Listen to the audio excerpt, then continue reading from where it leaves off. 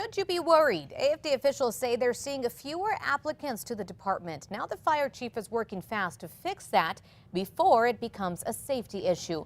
But the union says there is one thing that's not being addressed. News 13's Catherine Mazzone is in the Newsplex with the details. Crystal, the AFD fire chief says higher EMT standards has meant fewer eligible applicants. Factor in change in retirement policy, and the department says they must make changes if they want enough firefighters on staff. We're trying to do our best to stay ahead of this. AFD Fire Chief David Downey is talking about fewer recruits to the department. He admits firefighters see overtime every day, but says they're not scrambling for personnel yet. If we don't continue to hire large cadet classes like we're going to start this summer, we could fall behind. There are 40 people in the department's upcoming recruitment class. It's a step in the right direction, but it may not be enough. We've been noticing that there are less and less EMT basics eligible every year. Downey says the department has two qualifications for its applicants. You have to be 21 and you have to have a basic EMT license. But the standards for EMT certification are going up.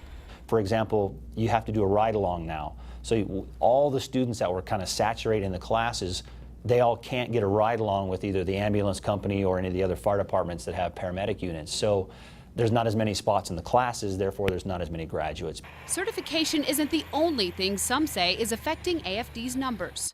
The Albuquerque Firefighters Union president says entry-level positions make a little more than $9 an hour at the academy and less than $9.50 during their first year on probation. There's been a lot of controversy over AFD's pay overall. This year, Mayor R.J. Berry signed a one-year contract with the Firefighters Union that restores the pay that was cut when Berry took office and trimmed the budget. Plus, Downey says a change in retirement pay means they could lose more of the experienced firefighters they already have. Just last year, over 40 people retired. We're planning on an increase in retirements. Fire Chief Downey says he has a plan to boost numbers. Starting in 2015, he wants to start recruiting nationally by accepting out-of-state EMT licenses. Once new hires are on board, AFD would then train them to New Mexico standards. Crystal, back to you.